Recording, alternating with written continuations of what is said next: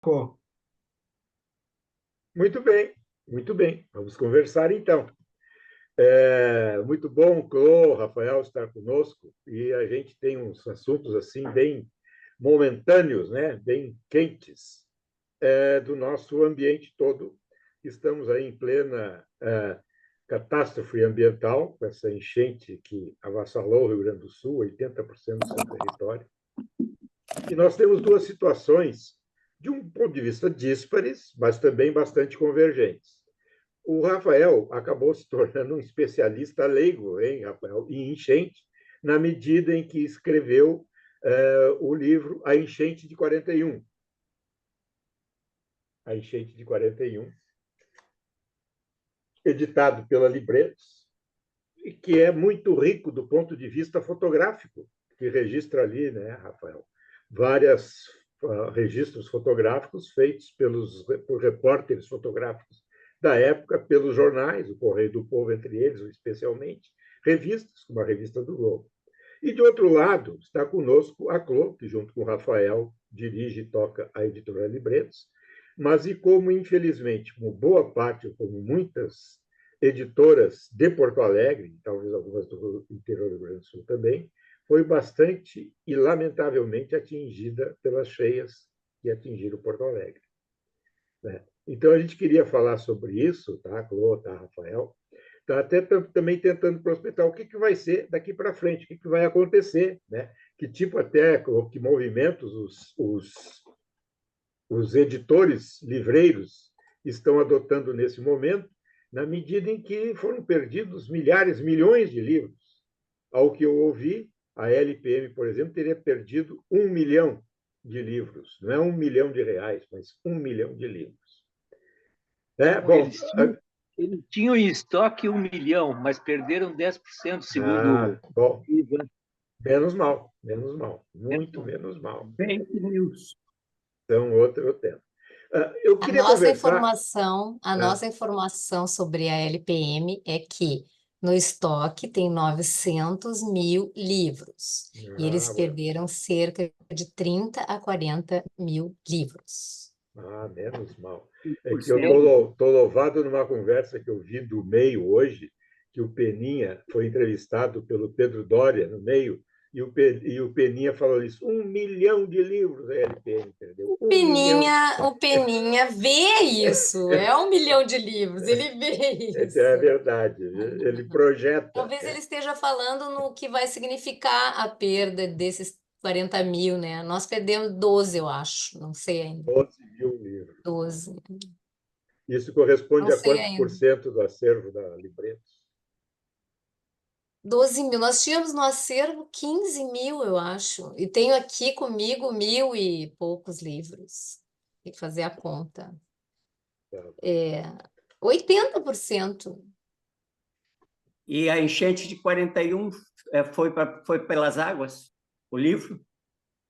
Foi a segunda vez. Houve em 2015, houve um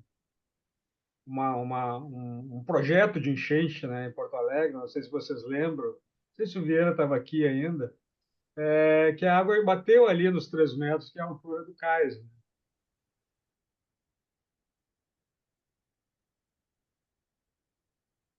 Deu É uma a pane, conexão. deu uma A pane na conexão. conexão. É a É. conexão. Ele vai subir aqui, daqui a pouco ele corre aqui. Claro, não consigo. Saiu inclusive a imagem Normal, dele. normal, tranquilo. Quer ver? Então, vamos. 2, 3. Ainda não, deve estar tentando lá. Está tentando. Bom, mas Ele não, a enchente de ele, 41, enquanto ele não volta, ele vai voltar. Ela foi editada em 2009. A primeira edição com apoio do Funproarte. Porque o Rafael, ele queria fazer um álbum fotográfico. Ele pesquisou e viu muitas fotos, muitas fotos. E ele disse: Nossa, vou fazer um álbum fotográfico. E eu aqui trabalhando, agora ele vai me desmentir tudo que eu disse, né? ele não está te ouvindo. Acabou de entrar. Segue, Cláudio, segue. E aí ele viu essas fotos e falou para mim: Vamos fazer no Funproarte. E aí eu trabalhando aqui a milhão, né? Zin. Eu disse, tá, Rafael, faz, então, tá, beleza. Toca a ficha, tô dentro, Tem o sou parceira. material, já que tem o E aí material. ele foi pesquisar e aí achou, no caso, muita informação, escreveu o livro, né?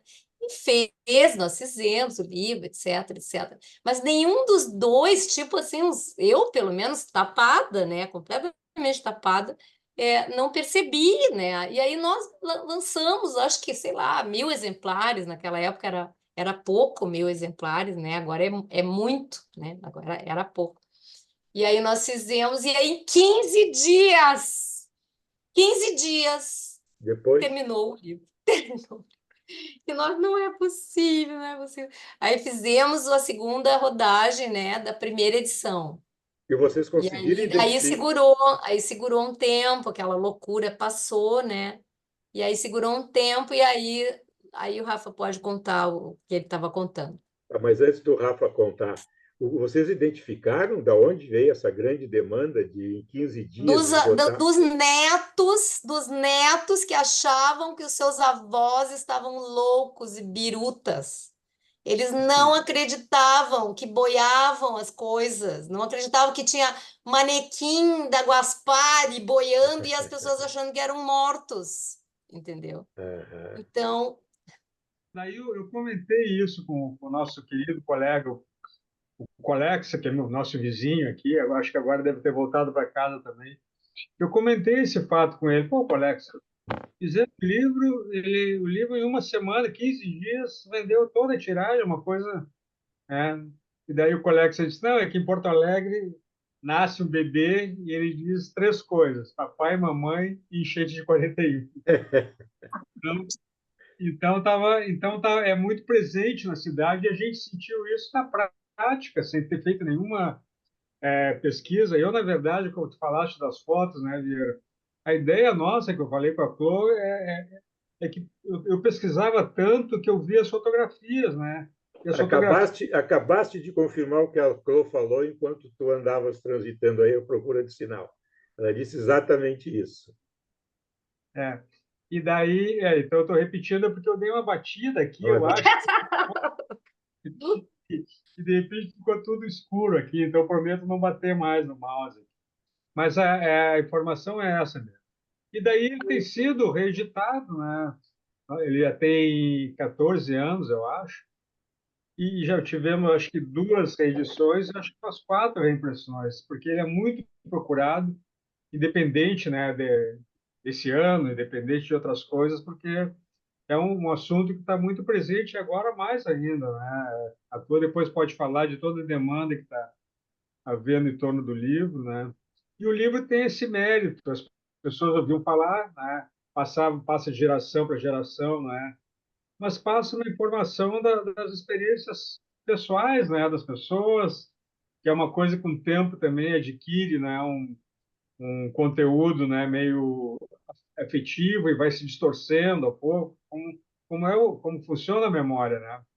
E então o livro tem esse mérito de reunir as informações, os fatos, por exemplo, como era a cidade na época, qual o contexto, a topografia da cidade, né? Porto Alegre é uma cidade que é propensa a enchentes, tem inclusive o histórico das enchentes anteriores, em função de que ela está situada ao lado de um enorme manancial de águas, que é constantemente abastecido, né, por 5 rios.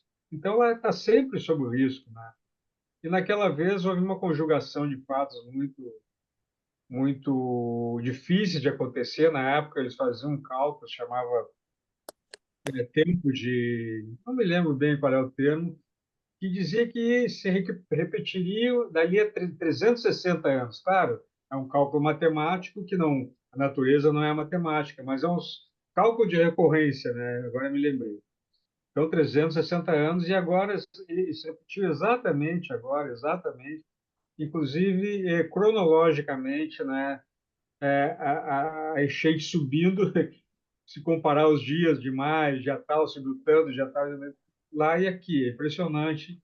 E é claro, aqui extrapolou por uma série de razões. Então, o livro está sendo muito procurado também por isso, porque essa coincidência não é, está sendo falada, está sendo comentada, e isso está gostando a curiosidade das pessoas. Na Pô, realidade, a enchente de 41, é, é, o teu relato ele se restringe bastante a Porto Alegre, porque as fotos são dali, não tem fotos de outros lugares. Mas, por exemplo, eu nasci em Cachoeira, me criei ouvindo falar da enchente de 41. E mais tarde eu fui fazer uma pesquisa sobre o Vale do Taquari. Ali também o rio subiu 25 metros, né? E Sim, São são os Leopoldo. principais afluentes do Guaíba, né? É. Os Sinos, o Caí, o Gravataí tem vazões menores e tal. Mas isso aí quer dizer, é um assunto que corresponde a um manancial, né? Inesgotável, assim, interminável, né? E agora, com essa repetição aí, 83 anos depois, dá para,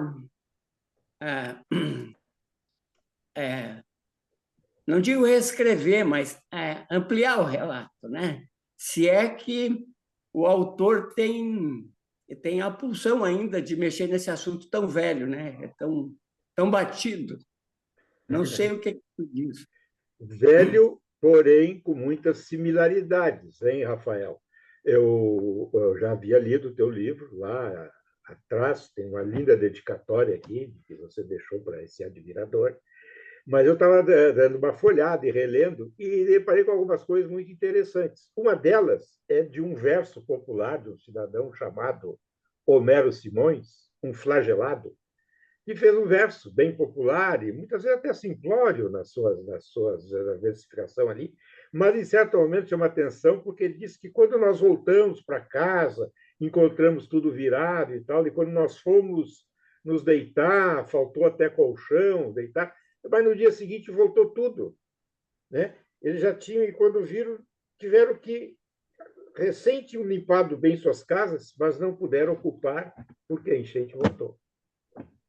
O Porto Alegrense de hoje corre esse risco aí? Vocês que foram de alguma forma flagelados, morando no bairro Praia de Belas?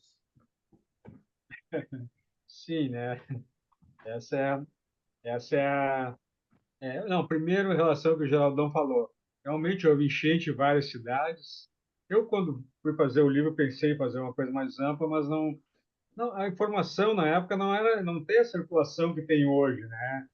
Então ficou mesmo a enchente de 40 em Porto Alegre, embora todos esses lugares, por exemplo, São Leopoldo tem uma enchente gigantesca, eu acho, lá, de Cachoeira também teve também uma enchente significativa. E essas enchentes elas ficam muito na memória das comunidades, porque tudo era meio centrado em Porto Alegre e tal. Então, quando eu falo, eu tô com isso na cabeça também, não é? Porto Alegre agora foi muito afetada pela enchente, mas outros lugares foram bem mais afetados do ponto de vista, né, de população atingida, população flagelada, né? Porto Alegre teve uma população flagelada grande, né?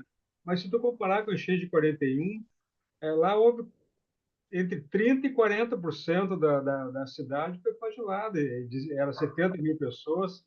Se fôssemos pegar essa percentual para hoje, seriam 300, 400 mil pessoas. Isso não aconteceu. Claro, porque antes as pessoas moravam mais perto das áreas alagadiças, tá? Hoje a cidade se espalhou, então. E nós ficamos, né? Nós ficamos flagelados também, nós tivemos que sair do edifício, né?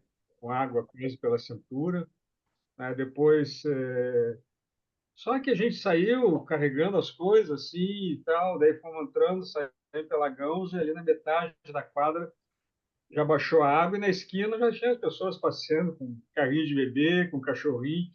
É uma coisa meio nonsense, assim, meio surreal, né? Que a Clô aconteceu. quer falar. Outra Clô quer palavra. falar, Rafael. A Clô na terceira pessoa. Vocês já viram que eu já trato desse jeito, já. A Clô pode falar, então. A Clô quer falar. A terceira pessoa aqui quer falar. É o seguinte, para mim, isso é a Vieira, Eugênio, todo mundo, Marina, boa noite.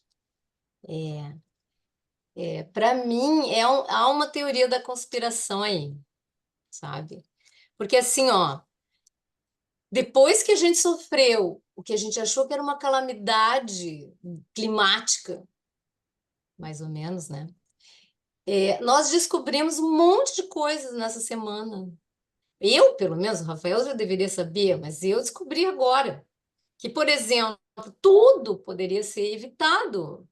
O Menegar, como é que é? O Aldo Menegar esteve aí, né? E falou conosco e nos explicou. Depois teve outra informação do DEMAI, que foi uma vistoria que foi feita agora pelo PSOL, se não me engano, e esses lugares já tinham sido detectados desde 2015, com parada muito forte em 2018, e 2023 era dito que, se não houvesse conserto, era uma calamidade. Aí, as pessoas que sabem, querem construir na Zona Sul, construir no Menino Deus, certo? Deixaram, não, mas vamos fazer o seguinte, vamos deixar mais para lá, porque aí chove um pouquinho, molha aí o pessoal, aí a gente passa o rodo, literalmente. Nós estamos hoje passando o rodo nas nossas casas e eles vão passar o rodo no mercado desvalorizado do Menino Deus e da Cidade Baixa. Então, na minha opinião, não foi uma calamidade. Não, eu tenho um depósito que eu vou perder 80% dos livros que estão lá. Primeiro, livros em reimpressão pelo sucesso, como Negra Jaque. Ela foi lançada na Feira do Livro e ela vendeu tudo. E nós agora, em abril, nós decidimos, não, reimpressão do Negra Jaque. 2 meses deu, e era verão, ninguém comprava nada. Então, pronto. Sabe o que está acontecendo? Nós vamos pagar Negra Jaque e não temos o livro. A segunda coisa, volta para casa, né? Volta para casa, eu até fiz uma pauta aqui, mas o Rafa pode me ajudar, porque eu acho que é isso. Na minha opinião, é essa coisa imobiliária, e eu acho que tem que ser responsabilizado. O Clube dos Editores já está pensando sobre isso, porque a última ação do Clube dos Editores, do qual eu participo, foi uma denúncia sobre aquela compra dos livros da SMED. E fizemos a denúncia para Jonas Reis, do PT. Ele levou adiante e o Tribunal de Contas fez o que aconteceu, certo? E todo mundo sabe. Então, agora, de novo, nós vamos ter que fazer a mesma coisa, sabe? Nós vamos ter que questionar, porque gráficas quebraram. Nós temos livros em editoras gaúchas, tem 11, uma delas tem 11 títulos na Gráfica Comunicação Impressa. E vocês sabem de quem é, né? Sabem, né? De quem é a comunicação impressa. Acho que é do alemão, vocês falam que é o alemão, sei lá eu de quem é, não sei quem é. Refresca a nossa Então, memória, então. comunicação impressa. 11 títulos de uma editora estavam para ser impressos lá para o ano, para o começo do ano, para a Feira do Livro. E ela entrou água e quebrou tudo, os funcionários fora, né? A ANS a mesma coisa, assim, ó, 30 gráficas, 30. Nós estamos imprimindo hoje em Santa Maria, como sempre imprimimos, mas em Santa Catarina, as gráficas do Paraná já estão assim, nas nossas orelhas, né? E que a gente vai ter que reimprimir tudo, entende? Tu citaste o Clube dos Editores, já existe uma ação ou uma Não, conversação em torno existe disso? uma, para falar em água, existe uma marola, umas aguinhas na esquina, né? Por quê? Porque o Clube dos Editores fez agora uma campanha para os leitores ajudarem as editoras, as gráficas, o setor livreiro, comprando de livrarias gaúchas, Certo. né? E de, possivelmente, editoras também, né, que estejam operando no site. Mas de livrarias, é muito importante as livrarias, porque se eles não sobreviverem, a gente não vai sobreviver. E quanto a voltar, eu acho assim, ó, que na medida em que política e administrativamente punir, investigar, não deixar as bombas sem conserto agora, não pode demorar mais, não pode ficar pensando e chamar alguém, não sei de onde, que vai trabalhar 60 dias de graça, sabe? Não pode fazer isso. Nós não podemos aceitar isso, eu não sei como fazer, mas alguém tem que assumir isso, porque nós somos os penalizados, nós somos um. Nossa, tem muita gente. Rafael, O sentimento, né, que a gente teve, né, quando teve que sair de casa naquela circunstância. Eu quero dizer também que nós somos super bem acolhidos, né, por amigos, ficamos numa situação bem favorável, né, por conta, né, dessas pessoas que colocaram as coisas à disposição nossa, o Marcos Tivaleia, a Gigi, a Maria Tomazelli foi com a gente, foi assim, não tem palavras assim para definir o que ela fez por nós, né? Então nós ficamos tranquilo trabalhando, nós somos um trabalho gigantesco, a gente tem que terminar num prazo, conseguimos manter esse trabalho, continuamos fazendo e tal. Mas é claro, o sentimento que dava a gente, primeira coisa, perplexidade, né? Vivendo uma situação que a gente nunca imaginou poderia viver. Segundo, impotência. A gente está numa condição completamente adversa e a gente não tem nenhuma possibilidade de fazer nada quanto a isso. E a terceira realmente é uma revolta, essas coisas que a Paula está falando.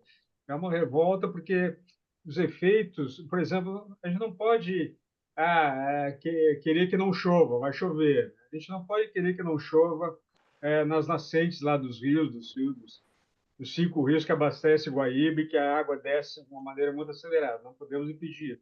Não podemos impedir que o vento sul empurre a água de volta, como aconteceu em 41 e aconteceu agora também, de certa forma, continua acontecendo. Mas podemos ter políticas, né, de prevenção, né, de proteção das pessoas. Casas de bomba, 23 casas de bomba. Tinham 4 funcionando num período, né, que é um período de chuva, tem acontecido com frequência. Né? No Vale do Taquari aconteceu aquele acidente todo, houve enchente aqui em Porto Alegre também. A situação, não é, do muro, né, da cortina de proteção, dos 14 portões, né, em 2015, quando foram fechar os portões, estava tudo enferrujado, estava tudo. Não conseguiu fechar os portões, e agora, o que foi feito de lá para cá? Nada. Lá as rodanas enferrujadas, todo o processo. Agora, tem uma cena, você deve ter visto, quando derrubaram o muro para a água, aí sim, para a água sair da cidade e voltar para o Guaíba, tiveram que derrubar o muro com um cabo de aço puxando, parecia aqueles filmes assim das pessoas invadindo os castelos assim, né, com todo mundo fazendo esforço para derrubar. Quer dizer, por que não foi feita manutenção? Por que o DEP foi extinto e colocado lá numa salinha do DEMAI, por exemplo, como primo pobre lá, que ninguém dá bola ao pessoal do DEP, inclusive com uma redução de quadro funcional muito grande. DEP é fundamental numa cidade como Porto Alegre, foi escanteado, né? E eu podia falar até, se for mais longe, Porto Alegre foi a primeira cidade no Brasil a ter uma Secretaria Municipal do Meio Ambiente. Vocês lembram disso? Claro, claro. Era na época da ditadura ainda, mas havia um movimento ambiental tão forte que a Prefeitura de Porto Alegre, no momento de lucidez dos governantes, criou uma secretaria e depois virou, não é, um exemplo para outros lugares. Hoje não existe mais. Hoje a Secretaria de Meio Ambiente está acoplada numa estrutura de desenvolvimento econômico, né? E que é uma coisa meio contraditória. A Secretaria de Meio Ambiente ela tem que funcionar para estar, né, para estar parando as arestas ali com o desenvolvimento econômico para não se tornar uma coisa predadora. Então estão juntos lá, ou seja, disseram para as galinhas, agora vocês vão morar com a raposa lá, né? Espero que vocês se deem bem lá. Então, a pauta ambiental, ou agenda, né, com a palavra que o governador prefere usar, a agenda ambiental está absolutamente esfacelada, né? Esfacelada. Vocês lembram também, né? Nós tínhamos um órgão no governo federal, DNOS, Departamento Nacional de Obras e Saneamento, que era o órgão que fazia as grandes obras de saneamento. As prefeituras faziam aquelas obrinhas, tá? Mas as grandes obras eram feitas pelo DNOS. Inclusive, o muro, todo o processo de cortina de proteção foi feito pelo DNOS. É um órgão que tinha uma receita muito grande, né? Então podia fazer essas obras. Ele foi extinto no governo Collor e não houve outro órgão que pudesse, né, cumprir essa tarefa de cuidar do saneamento das cidades, etc. Então, nós estamos perdendo muito, muito, muito na área ambiental no momento de mudanças climáticas e tudo mais, que, pelo contrário, deveria haver, e os países da Europa, principalmente, cuidam disso, né? Que é ter uma agenda ambiental que suplante todas as outras agendas que existem. A agenda ambiental é fundamental e nós estamos ainda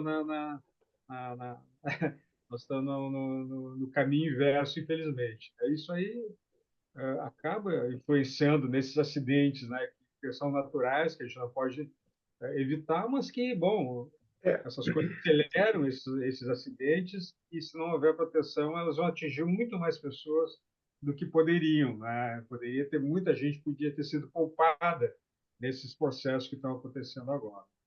são duas situações de dois lados bem distintos que vocês colocaram, tu e a Clô, mas que convergem muito, que é essa questão de não foi simplesmente um movimento natural da natureza, teve toda uma retaguarda que não funcionou. Quer dizer, teve toda uma... Propositalmente. Clô, essa é uma longa discussão, tá? Mas o que eu queria colocar assim, Propositalmente, não é possível, tem uma não é possível. incúria. Se tu é um administrador e tu sabe que as bombas, conhece Porto Alegre, as enchentes, a história, o delta, meu Deus, tu tem técnicos. Agora, numa autocracia, as pessoas têm que responder por seus atos. Veja bem, o livro do Rafael, ali, lembra que em 1983, apenas 10 anos após o muro ter sido entregue, foi necessário, por uma precaução, fechar os portões, que havia uma iminência de uma enchente que poderia, como aconteceu em 41, atingir o centro da cidade.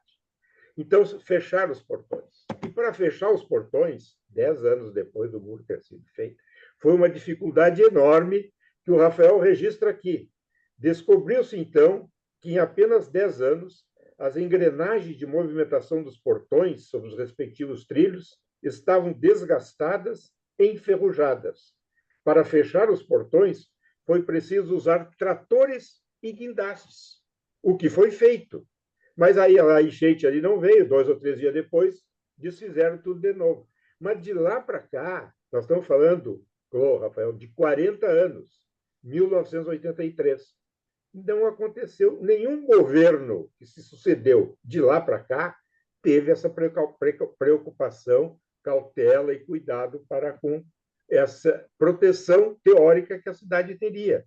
Então, é disso que nós estamos falando. Eu acho que a ICLO tem um debate muito importante, que certamente os editores e vários outros setores da economia vão travar, que é o seguinte: até que ponto nós vamos cobrar a responsabilidade do poder público, em todas as suas esferas, por não ter feito aquilo que deveriam ter feito? Eu acho que essa é a discussão Sim, é por que está aí, sendo posta aí. temos que cobrar. Só que fica difícil quando tu diz assim que faz 40 anos. Não, faz 40 anos não houve alguma intercorrência, mas a partir dos anos 2015, 2018, 2023, houve sim intercorrências climáticas gravíssimas. Em 2015, pela primeira vez, entrou água na minha rua por causa do parque, que foi ali feito cimentado.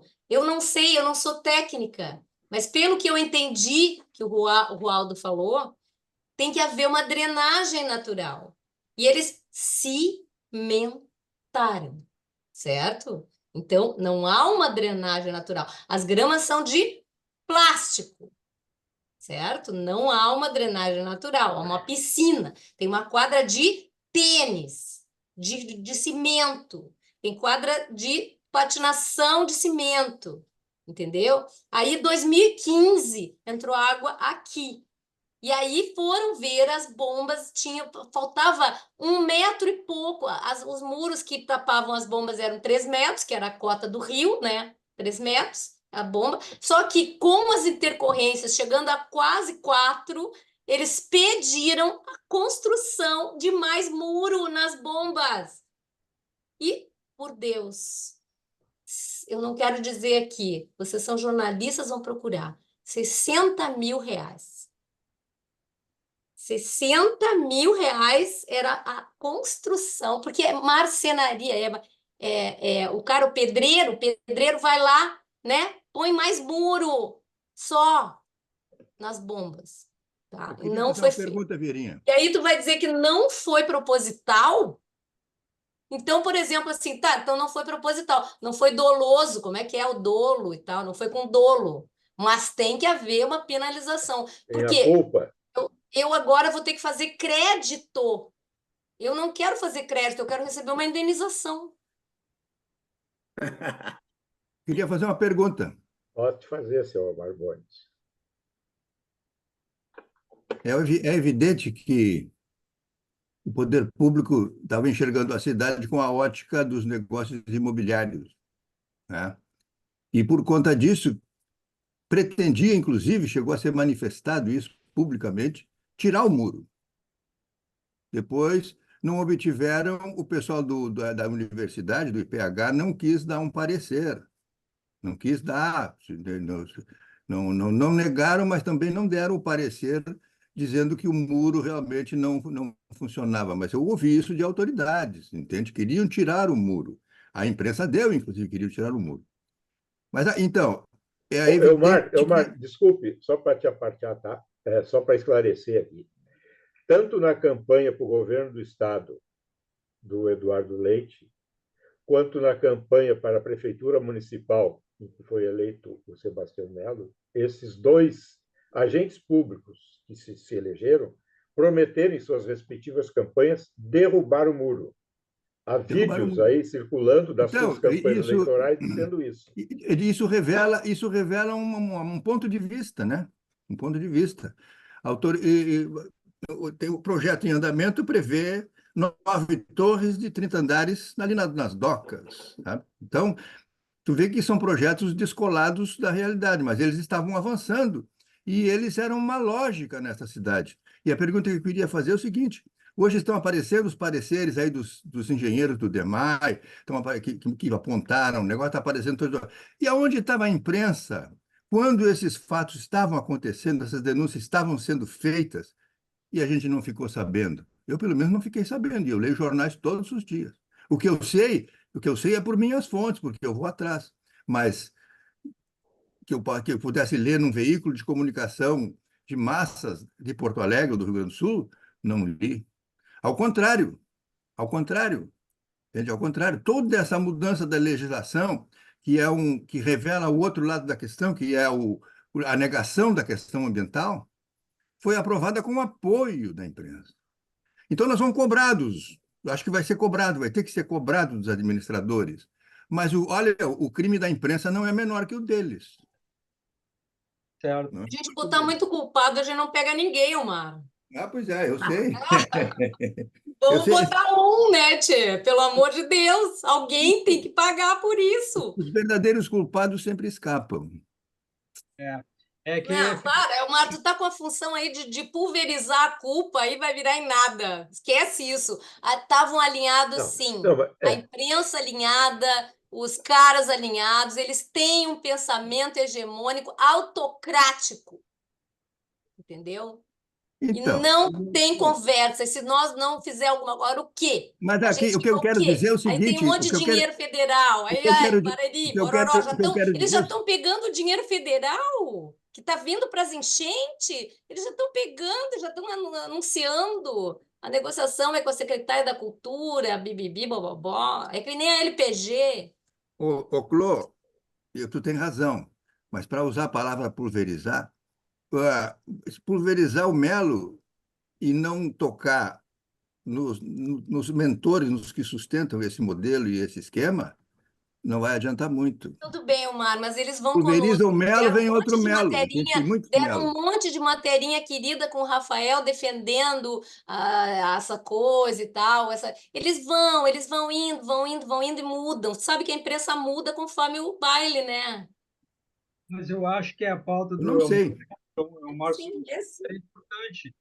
Nós somos aqui todos jornalistas, inclusive o grupo, né, se forma a partir, né, de uma possibilidade de uma visão crítica sobre o jornalismo que é feito. O Omar tem razão. Essas coisas que eu falei, por exemplo, assim, a Secretaria do Meio Ambiente ter sido extinta, ter sido colocada uma estrutura de desenvolvimento econômico, eu fiquei sabendo, olha, eu leio jornal, não sou assim, mas eu fiquei sabendo meio por acaso que a Secretaria de Meio Ambiente não existia mais.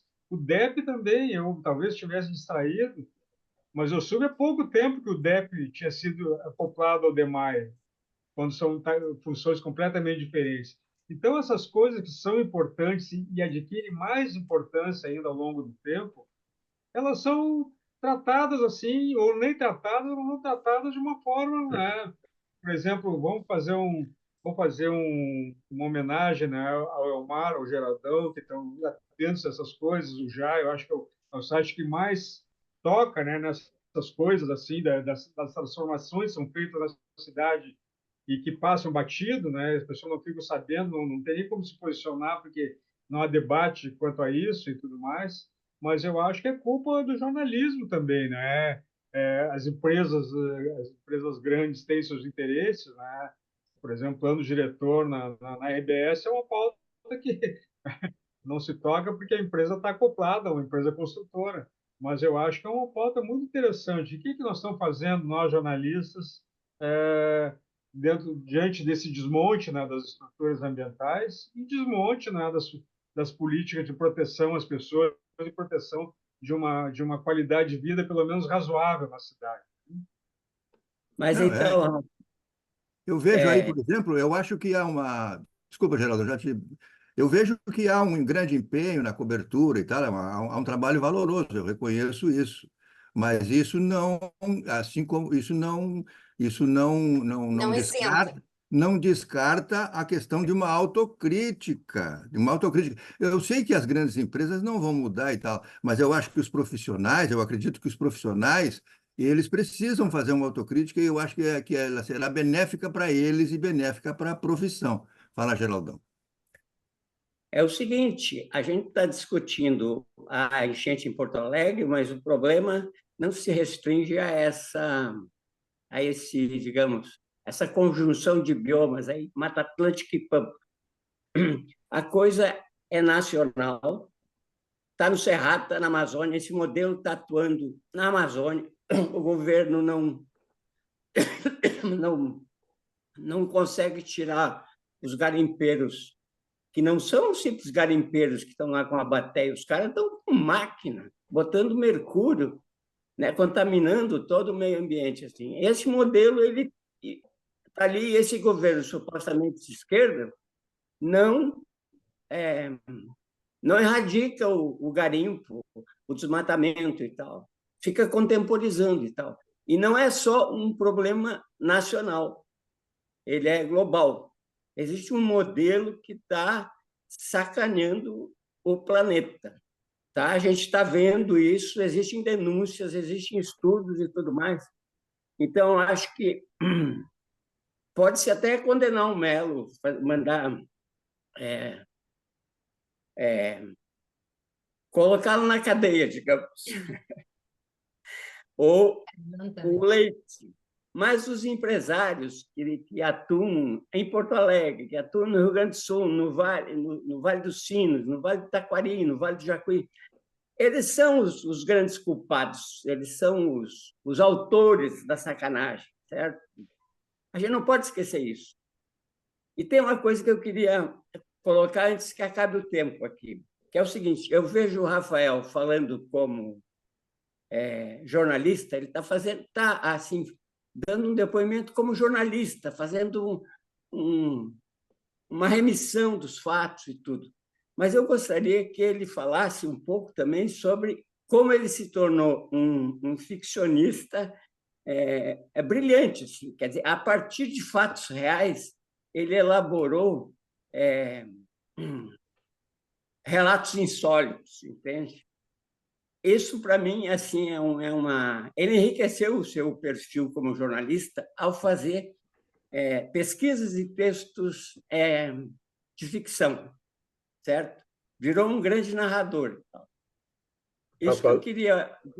Está falando o quê? Da já é tragédia da sair. Rua da Praia, por exemplo? Dá uns exemplos para os nossos... A Noiva da Lagoa. Noiva da Lagoa. Não. Aquele cara, aquele canalha, um canalha aqui, um grande canalha ali que... Eu não me lembro o nome. Eu queria fazer uma pergunta para o Rafael, baseado indo nessa linha do Geraldão. Quando eu cheguei em Porto Alegre, lá pelos anos 60, 60 e pouco, eu ouvi essa expressão, abobado da enchente. Eu achei que era uma gíria porto-alegrense, no Livramento tem as suas gírias, abobado da enchente. E incorporei no meu vocabulário a abobado da enchente. Eu só fui descobrir quando eu li o livro do Rafael que nasceu esse negócio do abobado da enchente, nasceu por causa da enchente de 41. Nós temos candidatos a abobado da enchente agora dessa de 2024. 2024, Rafael. Eles são espertos demais. Eu, por exemplo, né, às vezes o pessoal pergunta, mas tu sofreu na pele enchente de 41? Pessoal, eu nasci alguns anos depois, mas a pessoa perde um pouco a noção, né? Mas muitas vezes fui xingado de abobado da enchente, porque era o bullying que tinha, né? E durou até muito tempo, acho que pelo menos mais uns 30 anos, não sei se ainda se fala isso.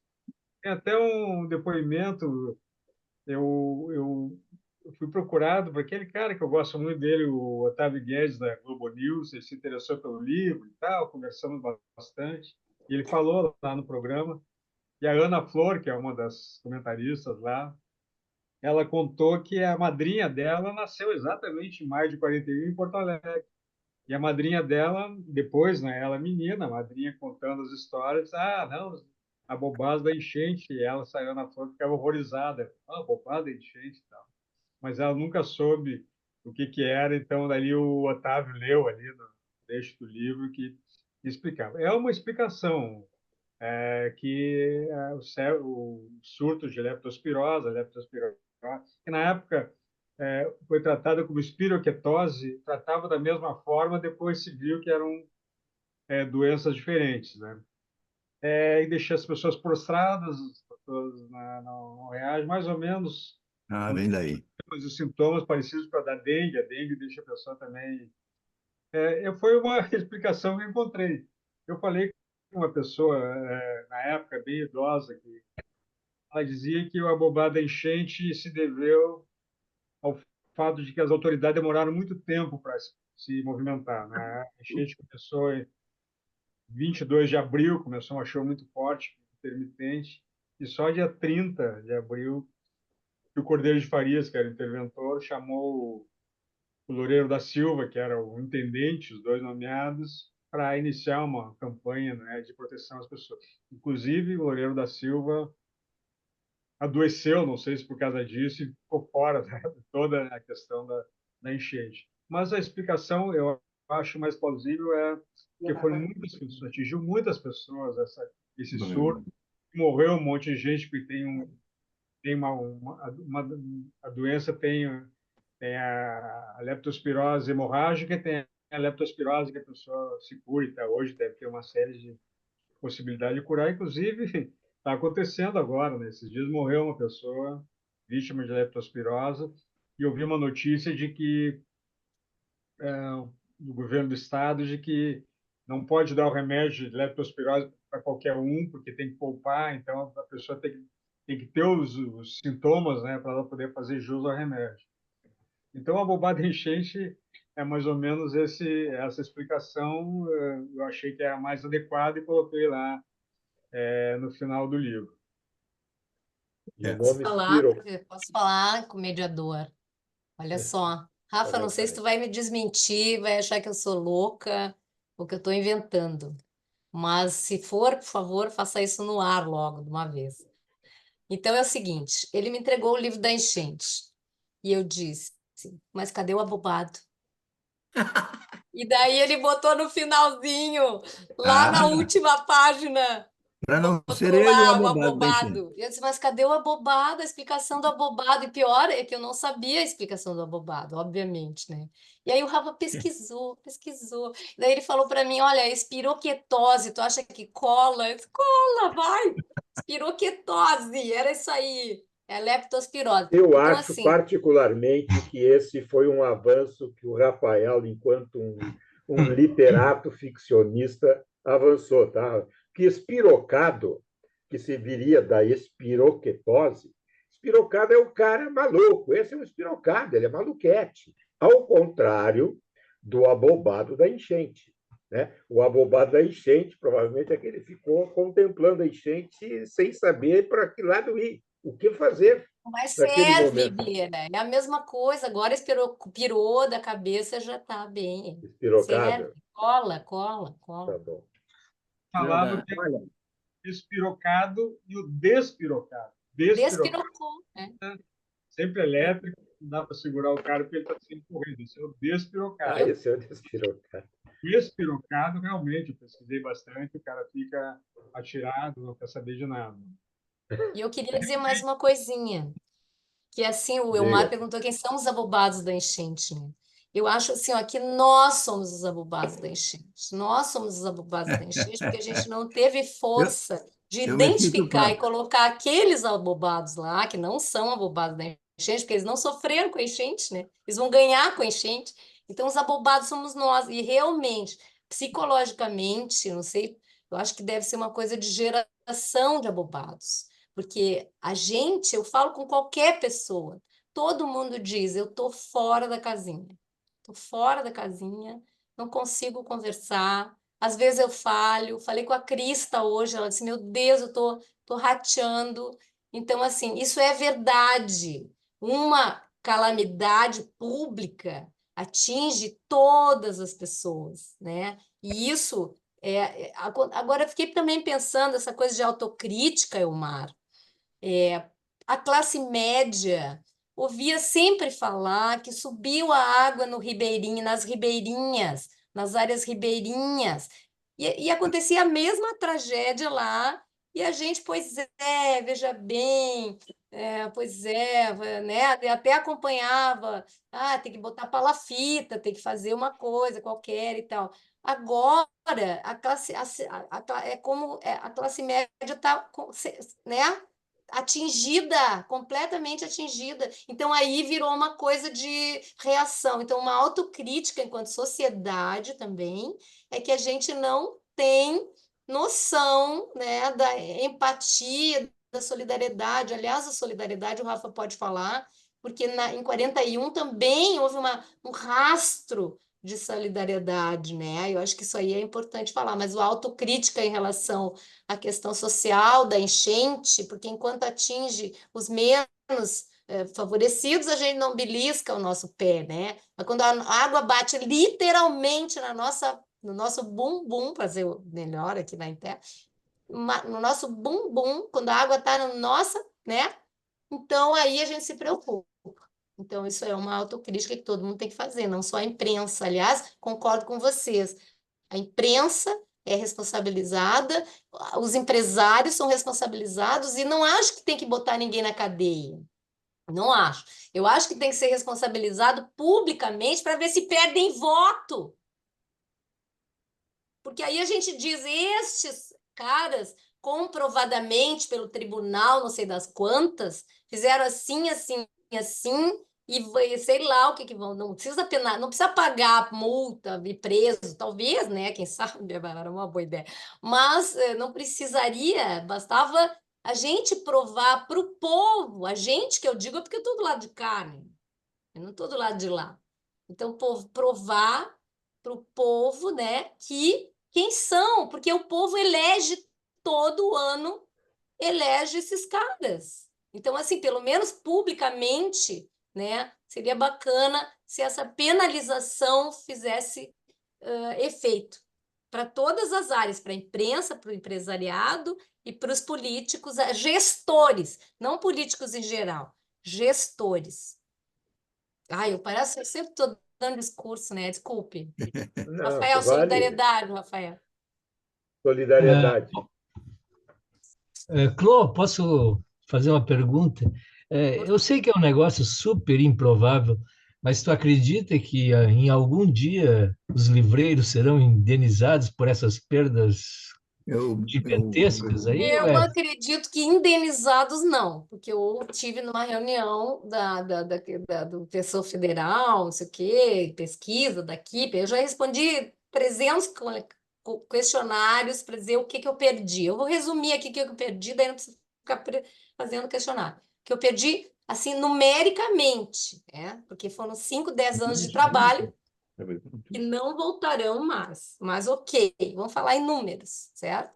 Então, se no meu depósito tem 9 metros quadrados e 15 mil exemplares dentro dele, certo? E a água entrou 2 metros, o meu depósito não tem 3, acho que, meu Deus, não deve ter 3 metros de altura. É uma coisa assim, né? Aí foi. Aí o que está bem no topo, está úmido, faz 15 dias que está dentro d'água e não se pode entrar. O depósito não faz a menor. Não temos como entrar, estamos com problemas. É como as gráficas estão com água, não tem como resolver, O né? depósito é no quarto distrito, Clô? Não, ainda é centro histórico, porque é o final da Voluntários, antes da Sertório. Então, é 2 quadras antes da Sertório, né? E aí tu me pergunta,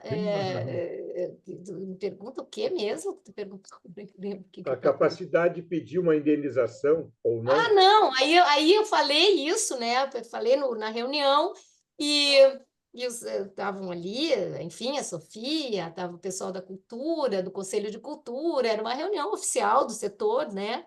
E aí falava assim, crédito. Eu achei assim, claro que eu não vou.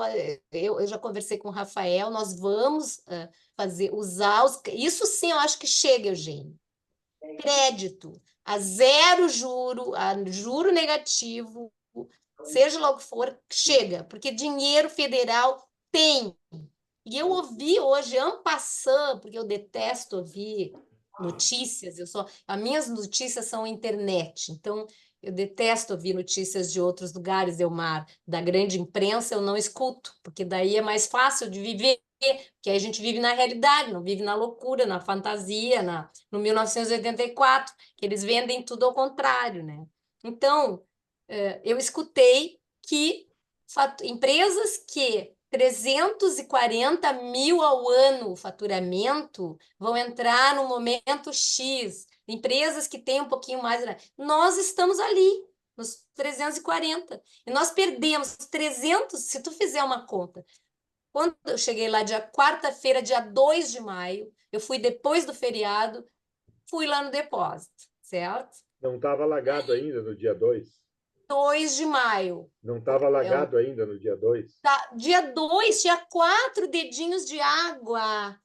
E por causa de uma barbeiragem da obra, do coisa que deixou um ladrão. O ladrão era para botar água de dentro para fora, né? E choveu e não taparam o ladrão. O ladrão entrou, a água entrou dentro do depósito, uma barbeiragem, né? Mas aí a gente chegou lá, estava a barbeiragem feita, 4 dedinhos. Nós temos pallets. Pallets não alcançam os livros. E nós, na primeira prateleira do chão, nós tiramos todos os livros e levamos para o segundo andar. E eles falaram, não, mas isso aqui não precisa mais levar mais nada, imagina, vai 50 centímetros quase, ficou 40 centímetros, vai entrar água desse jeito. O pessoal do depósito, que está acostumado ali, né, no lugar. E estourou a comporta 14 do Sertório.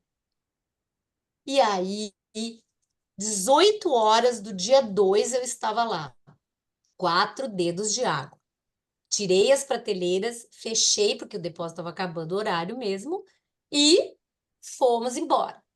No outro dia de manhã, ela disse, olha, Clô, está na mesma situação, não teve nenhuma diferença, eram 10 horas da manhã. À 1 hora da tarde, a Defesa Civil fechou o depósito e tirou todos os funcionários e todos os que estavam, as pessoas que estavam lá, e mandou embora, porque a água entrou, aquela comporta abriu, entendeu? Não tem outra.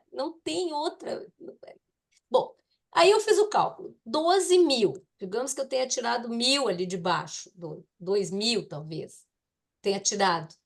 Ficaram 12 mil livros. Provavelmente, se está como está na porta, que tem uma foto, né, da água na porta, se está como está na porta, eu perdi tudo. Aí, multiplicando, dá 300 mil. Se eu botar 30 pila cada livro dali, que custa mais, é óbvio. Se eu botar 30 reais por livro, vai dar 300 mil. Faturamento de um ano, e em 2 dias nós perdemos por uma falta de manutenção denunciada em 2023 e 2015 e 2018. Então, o que a pergunta era se nós vamos indenização? Eu gostaria muito, eu acho que eu mereço, como todo mundo, só que são tantas indenizações que nenhum governo federal vai conseguir cobrir, porque o estadual não está nem aí, entendeu? O estadual vive de autocracia, demandou, eu sou prefeito, eu sou prefeito, eu sou o gestor, eu que mando, eu quero assim e pronto, acabou. E foda-se a Assembleia, a vereança, foda-se, entendeu? Então, é isso. Eu acho que nós vamos pegar crédito, que eu acho uma injustiça. Mas a nossa plano de retomada é super bacana. Reimpressão do que tiver de bom, sabe? Voltar, impressão por demanda é muito caro, só assim, em último caso, né? E livros, por exemplo, livros recém-lançados da Libretos, em março, abril, nós lançamos os livros e guardamos para a feira. E aí eles devem ter perdido. Então, assim, o que nós fizemos? Diminuímos a nossa banca na feira, já aquela banca de 6 metros não é mais possível. Nós vamos voltar para a banca de 4 metros, que é uma pequena, né? Então, nós estamos fazendo uma série de coisas assim, né? Agora, quem perde com isso também são as escolas, porque nós temos 10 autores em programas de leitura. Então, esses livros que foram prometidos para os programas de leitura, que as escolas estão esperando, que os alunos estão na expectativa de receber o autor, talvez esteja comprometida pela água no depósito. E aí eu tenho que contar com cada autor, recolher os livros nas livrarias, enfim. Isso é só para vocês terem uma ideia da gestão. Rafa, me desculpe aí atrapalhar a tua questão artística, mas realmente, assim, uma coisa não vive sem a outra. Não, mas é isso mesmo. A gente vai, cada dia que passa, a gente se dá conta de alguma coisa, não é? Que é os livros e tal, mas daí diz, não, mas é o livro, mas tem programa de leitura. É a Feira do Livro, nós vamos precisar ter livros na Feira do Livro para vender, né? Então, nós vamos ter que reimprimir alguns livros para, pelo menos, né? Para reimprimir, nós vamos precisar, ou aguardamos, né, esses programas de apoio que todo mundo está dizendo que vão vir, né? Mas nós vamos ter que fazer uma coisa que a gente nunca faz, né? Faltou a dizer isso, a gente nunca faz empréstimo, nunca, a não ser assim, por exemplo, na casa, né? Trocar de carro, faz uma prestaçãozinha, mas a Libretos nunca fez nada de coisas que a gente fique devendo para pagar. A Libretos, ela se sustenta, é uma estrutura pequena, obviamente, nós não estamos enriquecendo com a Libretos, mas ela se sustenta com base na sua receita. Então, nunca pedimos empréstimo. Se a coisa está mais feia, a gente reduz um pouco, não é? As nossas coisas estamos mantendo assim faz 22, 23 anos, né? Mas eu queria perguntar para a Clô, pegar o crédito não tem nada, não inviabiliza buscar a indenização. Acho que buscar a indenização é A obrigatório, indenização né? significa direito, advogado, processo tem que ser coletivo. Por isso o Clube dos Editores Ah, sim, sim, sim, precisa sim, sim. tomar uma atitude, senão nós vamos gastar o dinheiro que nós não temos em advogado. Não, tem que ser coletivo, mas e aí Então, é os coletivo. pares? Nós já fizemos ações coletivas quando a cultura fechou, ficou devendo para todo mundo, né? Aí a cultura entramos com o coletivo do clube. O clube serve para muita coisa, é muito importante. A editora tem que estar no clube, sabe? Porque é muito legal a gente falar em coletivo. Por exemplo, agora me perguntaram: ah, Clô, vamos. Qual é o Pix de vocês, Bibi? Né? Nada de Pix. Nós queremos sim, ó. O que que vocês querem fazer? Vocês querem ajudar livretos? Bacana. Compre Vai livro. na livraria do Compre livro. Flávio Ilha e compra livro dele. Vai na Circula do Mauro e da Lu e compra. Vai no Ederson e enfim, lá na taverna e compra. Na pré-venda. Nós abrimos pré-venda pela primeira vez. Me ligou o cara de uma editora que nunca me falou nada. E ele ligou e perguntou: Pô, pois é, quero vender aí o Cheios 41. Eu disse: mas tu não sabia que tu era livreiro de. Não, mas de vez em quando os livros que são bons eu vou botar e tal. Ah, quanto é que é? Ah, então, sei lá, tu pode ficar com 30%. Ele: ah, 30%? Eu, tá, 40% então? Eu disse: não, não, 50%. Eu sou flagelada. E o cara me liga e, sabe? E eu tenho que achar bom, né? Eu fiz o negócio, tá bom, 50, vai, leva. Então, assim, Bom, tem Clô, pré-venda. o Clô aí tem, então, uma campanha que o Clube dos Editores Livreiros tinha que imediatamente tentar deflagrar.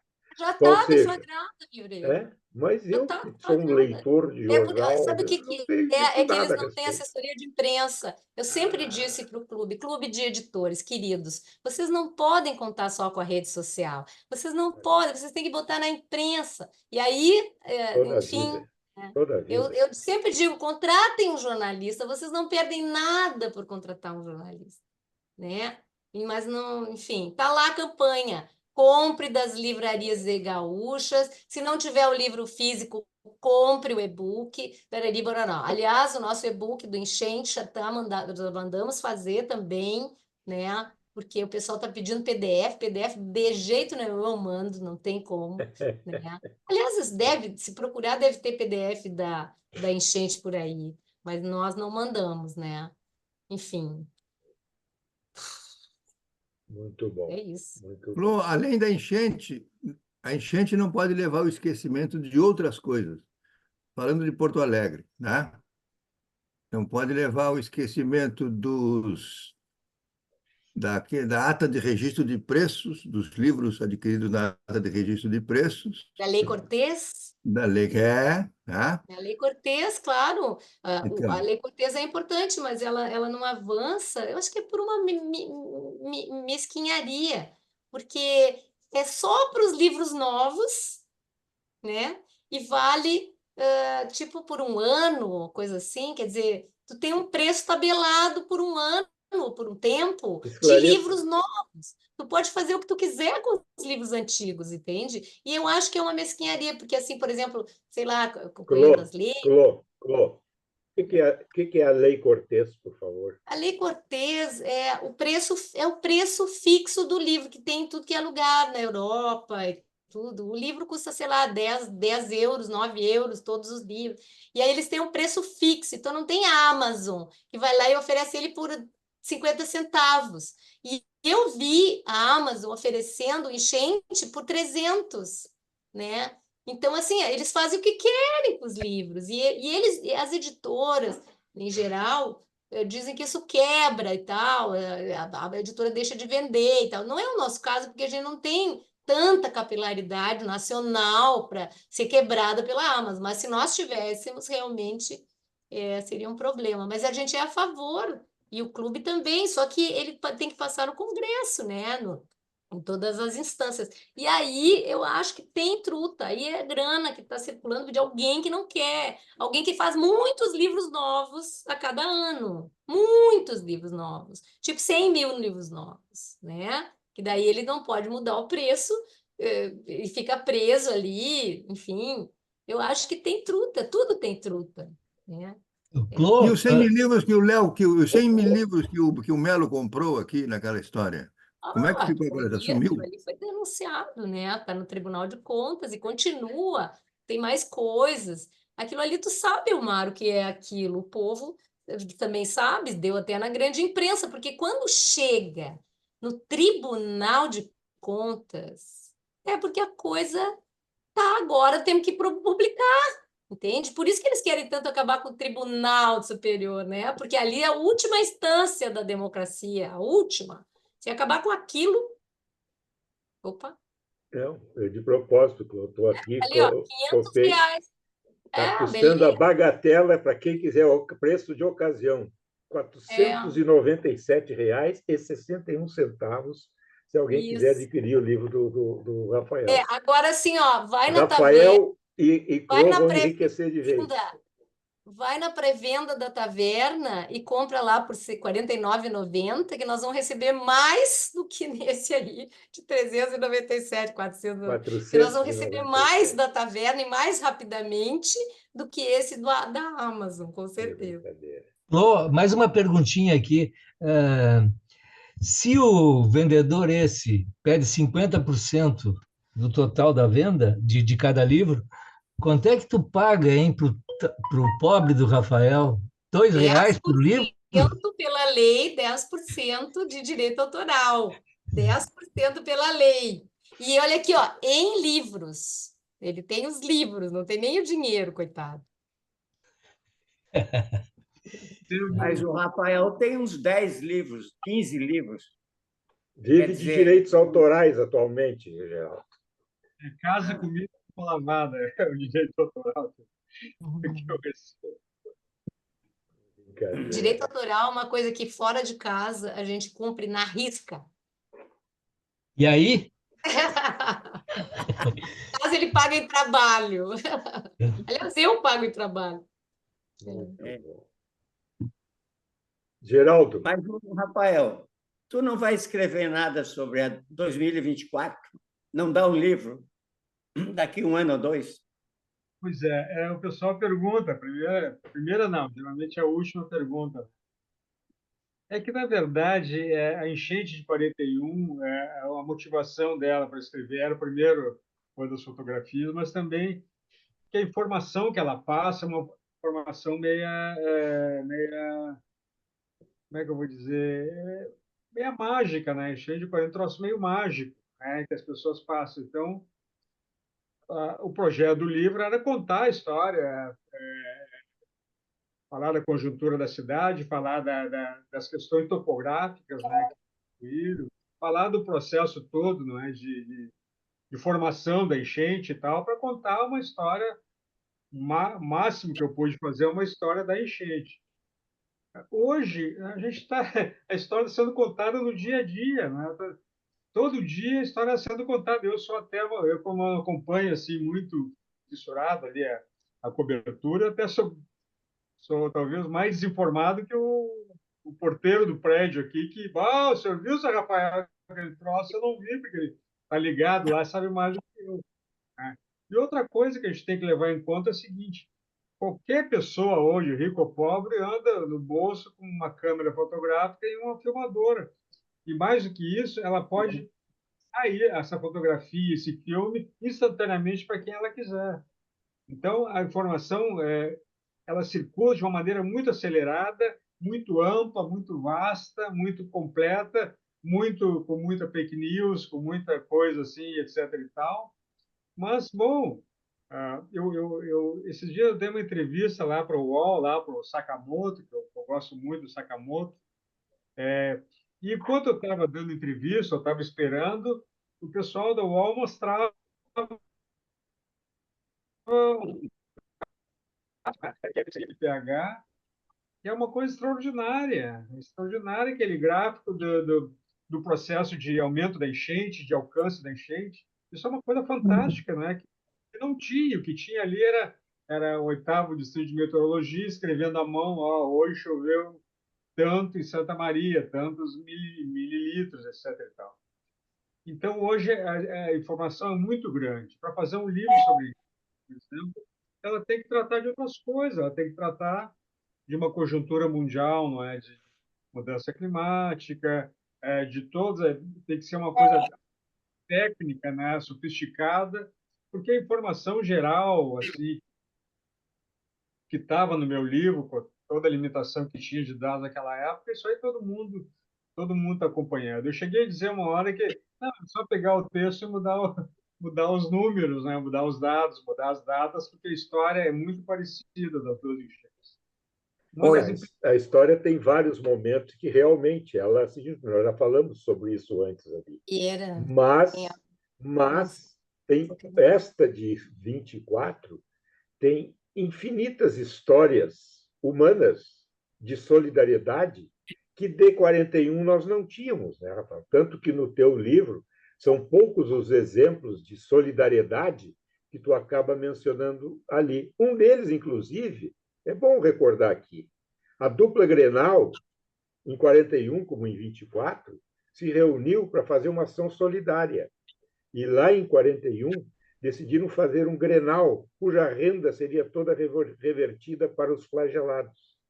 No entretanto, caros amigos, o que aconteceu? No meio do caminho, os dirigentes do Grêmio do Internacional decidiram mudar a conversa e que a metade da renda apenas iria para os flagelados e a outra metade para os próprios clubes. O Rafael registra que certamente pegou muito mal na sociedade, mas foi o que foi feito, meio a meio. Quer dizer, essa é uma rara, eu só falei porque é um raro exemplo de solidariedade que o Rafael conseguiu resgatar. Mas hoje, Rafael, nós temos, como eu disse, N exemplos de coisas que aconteceram. Pode falar, Beth. Oi, desculpa. Eu me atrasei toda exatamente por causa dessa enchente. Nós lá no museu, e agora tu está falando isso, Vieirinha, e eu me lembrei do seguinte: nós já estamos recolhendo no museu imagem, foto, histórias, relatos. É um museu de história e memória de Porto Alegre, certo? Já estamos juntando isso e com o Sérgio e eu conversando, já pensamos em fazer um livro sobre todas essas histórias que estão acontecendo agora. Tem histórias, várias histórias, que várias pessoas podem colaborar, sabe? Mas, tipo, uma atitude assim, desencadear isso pelo Museu de Porto Alegre. Eu não sei o que vocês acham da ideia, que ao mesmo tempo em que eu estou dizendo isso para vocês, amanhã, às 7h30 da manhã, eu tenho que estar lá com bota de borracha, luva, máscara, porque nós vamos começar a tirar sucata lá de dentro e a lama é completamente contaminada, é tóxica, é um perigo aquilo. Ninguém pode entrar no museu, vai entrar uma equipe de limpeza e nós assessorando de fora, sabe? Conseguimos preservar muita coisa, quase tudo do acervo. O que molhou um pouco ali embaixo é o da arqueologia, tá? Que vai ter que ser restaurado, já limpo, restaurado, higienizado, recatalogado. Já estamos procurando, estamos fazendo um acerto com a URGS, que vai nos emprestar salas.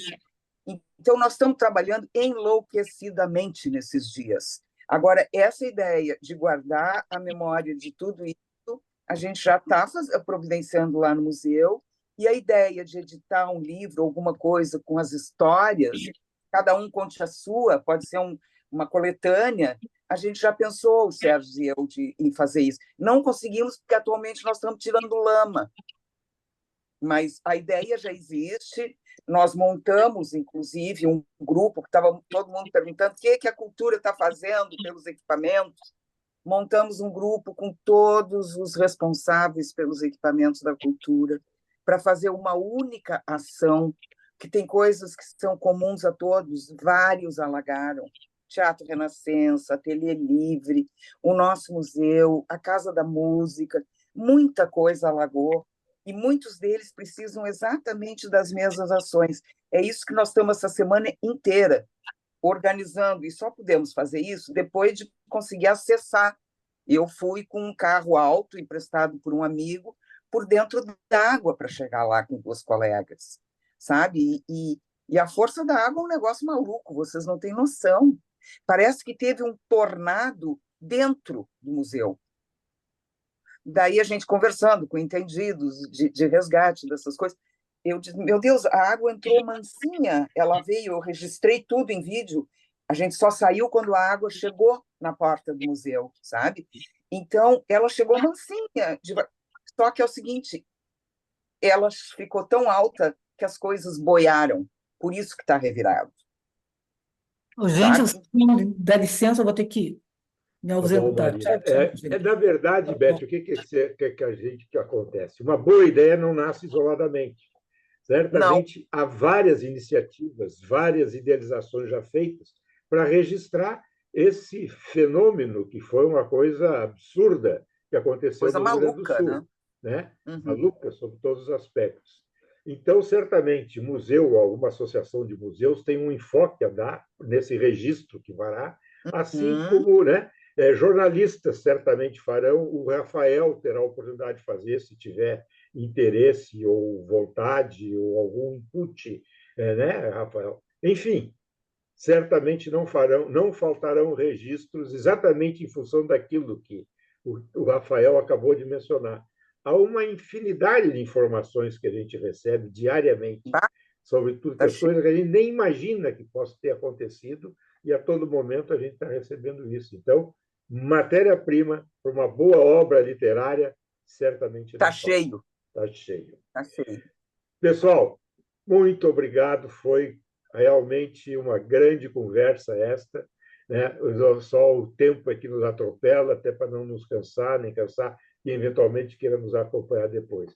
Quero agradecer muito a participação da Clô, a participação do Rafael, né, que trouxeram as suas experiências de vida que tiveram nesses primeiros dias do trágico mês de março do ano de 2024. Maio. Muito obrigado, pessoal. Obrigado, Elmar, pelo maio de 2024. Muito obrigado. Como diz o nosso amigo Tchau, Zé tchau. Antônio, voltaremos. Tchau.